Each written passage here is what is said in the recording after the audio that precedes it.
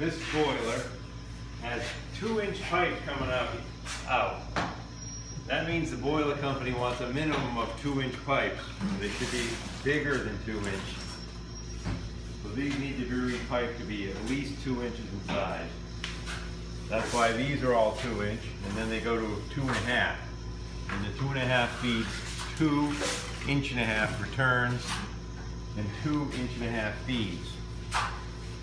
Now when I pipe this, I put in 1 air eliminator that's 1.5 inches. Now you could buy a 2.5 inch air eliminator, but they cost over $1,000. But I'm going to put in 2 1.5 inches because they're only like $150 each, so you save a ton of money. This boiler has a leak on the venting. This venting is leaking here.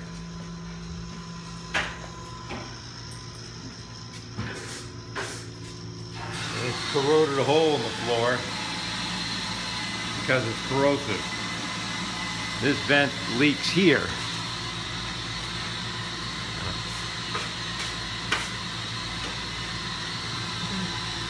So it has 2 joints and they both leak. So that needs to be replaced so I can get an inspection. This is how it was hung, very poorly.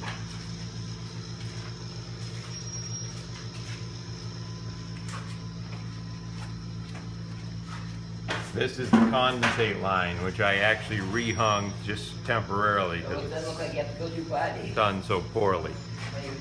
And you can see it's kind of nasty. This is our new condensate line for one of the pumps.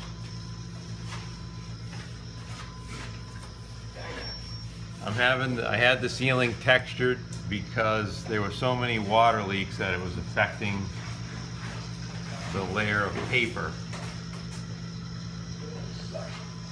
And when I get it inspected, I don't want it to look too far run down.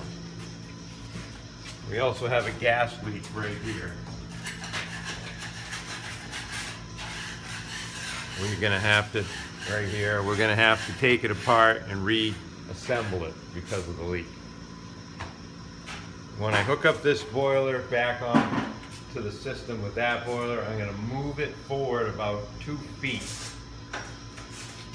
So we can access the water pipes above. All the new pipes are outside of being directly under the old pipes.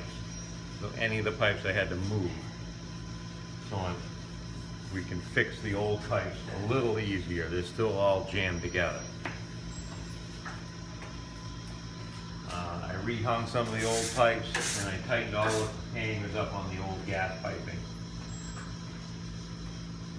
I guess that's it.